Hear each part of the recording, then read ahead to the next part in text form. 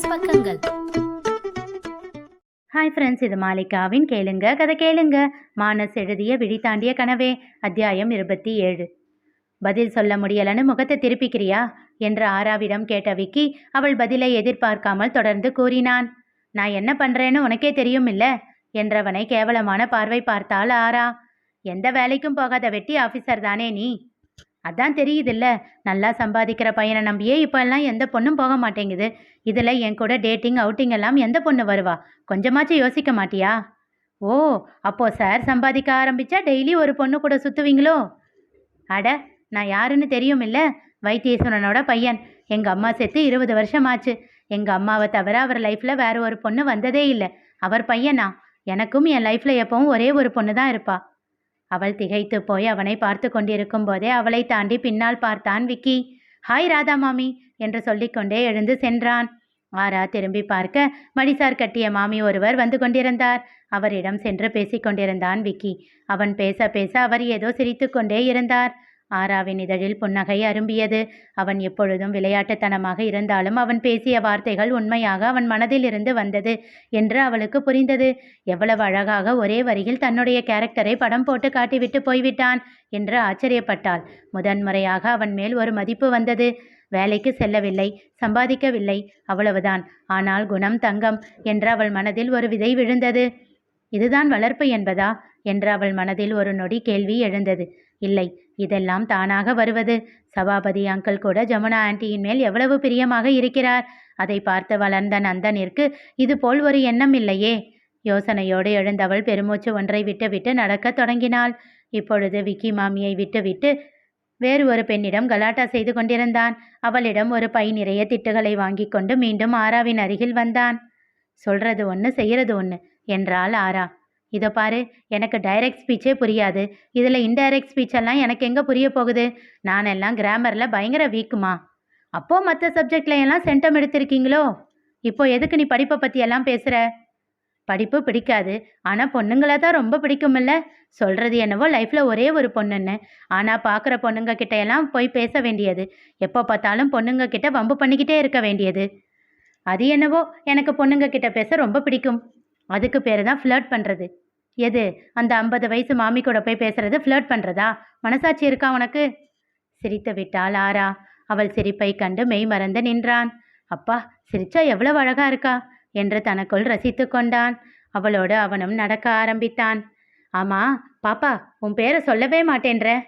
நிஜமாவே உனக்கு என்னோட பேர் தெரியாதா? தெரிஞ்சா ஏன் திரும்ப திரும்ப கேட்க போறேன்? அதான் பாப்பான்னு கூப்பிடுறல்ல, அப்படியே கூப்பிடு. அதுக்கு என்ன, கூப்பிட்டா போச்சு. ஆனாலும் பேர் தெரிஞ்சுக்கணும் இல்லை? இப்போ தெரிஞ்சு நீ என்ன பண்ண போற? அது சரி என்றவன் சில நிமிடங்கள் எதுவும் பேசாமல் நடந்தான். பின் கேட்டான். ஒரு 2 வீலர் வாங்கிக்கலாம் தானே? வெளியில போயிட்டு வர ஈஸியா இருக்கும். நீ தான் சம்பாதிக்கிற இல்ல. 2 வீலர் வாங்குறதெல்லாம் ஒரு விஷயமா? ஆனா அதை ஓட்ட தெரியணும் இல்ல? இந்த காலத்துல 2 வீலர் ஓட்ட தெரியாத பொண்ணா? ஆச்சரியம்தான். இதில் ஆச்சரியப்பட என்ன இருக்கு? இந்த காலத்துலேயும் வேலைக்கு போகாமல் சம்பாதிக்காமல் ஒரு பையன் இருக்கும்போது 2 வீலர் ஓட்ட தெரியாமல் ஒரு பொண்ணு இருக்கிறது தப்பில்லையே என்றால் அவனை ஓரக்கண்ணால் பார்த்து. புரியுது, என்னதான் இன்டைரக்டாக சொல்கிறேன்னு புரியுது. இன்டைரக்ட் ஸ்பீச்செல்லாம் புரியாதுன்னு சொன்ன, இப்போ புரிஞ்சுக்கிற? எங்கள் வீடு வந்துருச்சு, நான் போகிறேன் என்று சொல்லிவிட்டு வேகமாக சென்றான். நல்லா எஸ்கேப் ஆகுற நீ என்று சிரித்தவாறு சொல்லிவிட்டு தன் வீட்டிற்குள் நுழைந்தாள் ஆரா. அதன் பிறகு ஆரா விக்கியோடு சகஜமாக பேச ஆரம்பித்தாள். அவள் தனியாக இருக்கும்போது வந்து பேசினாலும் மனதில் எந்த கபடமும் இல்லாமல் அவன் பேசுவது போல் தோன்றியது. ஜீவாவோடு பழகிய போது இருந்த ஆரா இப்பொழுது இல்லை. நடுவில் வந்த காலம் அவளுக்கு உலகை புரிய வைத்திருந்தது. மனிதர்களை எடை போட கற்றுக் கொடுத்திருந்தது.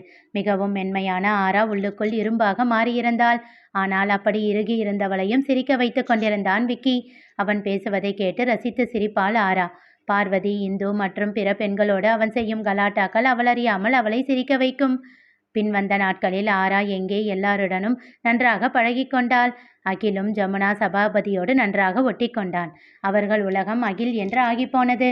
அவர்கள் முகத்தில் சந்தோஷம் பிறந்து இருக்க வைத்தீஸ்வரன் மட்டும் கவலை தோய்ந்த முகத்துடனேயே அலைந்து கொண்டு இருந்தார்.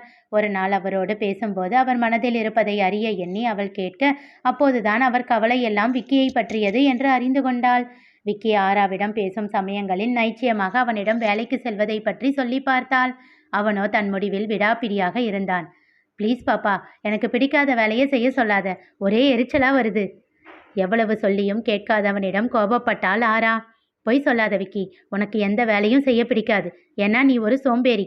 உங்க அப்பா உயிரோட இருக்கிற வரைக்கும் அவர் சம்பாதிச்சு தருவாரு. அதுக்கப்புறம் என்ன பண்ணுவ? அதை கேட்டவன் வேகமாக தன் வீட்டிற்கு சென்று விட்டான். அதன் பிறகு ஆராவிடம் பேசுவதை தவிர்த்தான். அதை புரிந்து கொண்டவள் அவனிடம் பேச முயற்சி செய்தாள். இப்போ எதுக்கு உனக்கு என் மேல இப்படி ஒரு கோபம்? என்ன சொன்ன நானு? எல்லாரும் தானே உன்னை வேலைக்கு போ அப்படின்னு சொல்றாங்க. நான் சொன்னது மட்டும் உனக்கு தப்பா போச்சா? என்ன அவாய்ட் பண்ற? என்றாள் கோபமாக. நீ வேலைக்கு போக சொன்னதெல்லாம் எனக்கு கோபம் இல்லை. அப்புறம் வேற என்ன? என் அப்பா செத்துடுவாருன்னு நீ எப்படி சொல்லலாம்? என்றவனை வெட்டவா குத்தவா என்ற ரீதியில் முறைத்து கொண்டிருந்தாள் ஆரா. அடேங்கப்பா, ரொம்பதான். அவ்வளவு பாசம் இருக்கிறவன் அவரை உட்கார வச்சு சாப்பாடு போடணும். அதுக்கு வழி இல்லை. அவன் முறைத்து விட்டு செல்ல, டேய் விக்கி, இங்க பாரு, நெருப்புன்னு சொன்னா சுட்டுடுமா என்றாள். அப்படி கூட சொல்லக்கூடாது என்று விட்டு சென்றவனை சிரிப்போடு பார்த்தாள் ஆரா. அகில் பெரும்பாலும் சபாபதி ஜமுனாவோடு இருப்பதால் வள்ளியம்மைக்கு பெரிதும் வேலை இல்லாமல் போனது. கிட்டத்தட்ட சமையல் வேலை மட்டுமே செய்து கொண்டு இருந்தார். அதிலும் சில சமயம் ஆரா உடன் உதவுவாள். சில நாட்கள் பொறுத்து பார்த்தவர் மெதுவாக ஆராவிடம் கேட்டார். பாப்பா, அகில் அவங்க 2 பேர் கூட நல்லா ஒட்டிக்கிட்டான். அவங்களே நல்லா தானே பார்த்துக்கிறாங்க. நான் என் பொண்ணு வீட்டுக்கே போகவா? பொண்ணும் மாப்பிள்ளையும் வேலையை முடிச்சுட்டு வர வரைக்கும் பேத்தி வீட்டில் தனியாக தான் இருக்கா. இத்தனை நாள் உனக்காகத்தான் அவளை விட்டுட்டு உன் கூட இருந்தேன். இப்போதான் எனக்கு அதிகமாக வேலை இல்லையே? கெஞ்சுதலாக கேட்டார் வள்ளியம்மை. திகைத்தாள் ஆரா. என்ன சொல்றீங்கம்மா நீங்க? ஆமாம் பாப்பா, நகுலன் தம்பி கெஞ்சி கேட்டதுனால தான் உன் கூட வந்தேன். எனக்கும் நீ தனியா இருக்க அப்படின்றது ரொம்ப கஷ்டமா இருந்தது. என் பொண்ணுக்கிட்ட சொன்னப்போ அவளும் பார்த்துக்கிறதா சொல்லி அனுப்பி வச்சிட்டா. அவளுக்கும் உங்க அம்மா எவ்வளவோ செஞ்சிருக்காங்க. அந்த பாசம் இருக்கு. ஆனா இப்போ எனக்கு என்னவோ நீ ஒரு பாதுகாப்பான சூழல்ல இருக்கிற மாதிரி தோணுது. இங்க உன்னை விட்டுட்டு போக எனக்கு எந்த பயமும் இல்லை. அதனால தான் கேட்குறேன். ஐயோ வள்ளிமா, நீங்க முதல்ல உங்க பொண்ணு வீட்டுக்கு கிளம்புங்க. சாரி, உங்களோட சூழ்நிலை தெரியாம நான் உங்களை என் கூடவே வச்சுக்கிட்டேன். அப்படியெல்லாம் இல்லை பாப்பா, நான் உனக்காகத்தான் எல்லாம் செஞ்சேன். அவரை அணைத்து கொண்டாள் ஆரா. அவள் விழிகள் 2 துளி நீரை சிந்தின. அதனை துடைத்து கொண்டவள், ரொம்ப தேங்க்ஸ்மா. நீங்க என் கூட இருந்த வரைக்கும் அம்மா கூட இருந்த மாதிரியே ஃபீல் பண்ணேன் என்றாள் தழுத்தழுத்த குரலில். ஐயோ, ஏன் பாப்பா பெரிய பெரிய வார்த்தையெல்லாம் சொல்ற? எதுக்கும் நான் நகுலன் தம்பிக்கிட்ட ஒரு வார்த்தை கேட்டுட்டு அப்புறமா வேலையை விட்டு நிற்கிறேன். இல்லை வள்ளிமா, நான் மாமா கிட்ட பேசிக்கிறேன். இல்லை பாப்பா, அது முறை இல்லை. நான் தம்பிக்கிட்ட பேசிட்டு அப்புறமா சொல்றேன் என்று முடிவாக சொல்லிவிட்டார். அவர் நகுலனிடம் விஷயத்தை கோர அவன் முதலில் தயங்கினான். பின் ஆரா தைரியமாக தான் பார்த்து கொள்வதாக சொல்லிவிட சரி என்று ஒப்புக்கொண்டான். வள்ளியம்மையும் வேலையை விட்டு நின்றுவிட அகில் முழு நேரமும் சபாபதி ஜமுனாவின் அரவணைப்பிலேயே வளர ஆரம்பித்தான். அவனுக்கு பேச்சு வர ஆரம்பித்த போது முதலில் அம்மா என்று கூறினான். அதை கேட்டு சந்தோஷத்தில் தத்தளித்தாள் ஆரா. அவள் வாழ்வில் மிகப்பெரிய சந்தோஷம் இதைவிட வேறு கிடைக்காது என்பதை போல் மகிழ்ந்தாள். சபாபதியும் ஜமுனாவும் அவனுக்கு அடுத்தடுத்த வார்த்தைகளை கற்பித்து கொண்டிருக்க சிலவற்றை பேச ஆரம்பித்து இருந்தான் அகில். ஆரா பொதுவாக வீட்டில் வேலைகளை செய்து கொண்டிருக்கும் போது அகிலை அமர வைத்து அவனோடு பேசிக்கொண்டே வேலைகளை செய்வாள். ஒரு நாள் அப்படி அவனோடு பேசிக்கொண்டிருக்கும் போது அவன் கூறிய வார்த்தையை கேட்டு பெரியதாக திகைத்தாள். அகில் கூறியது என்ன தெரிந்து கொள்ள தொடர்ந்து கேளுங்க, கதை கேளுங்க. மீண்டும் சந்திப்போம்.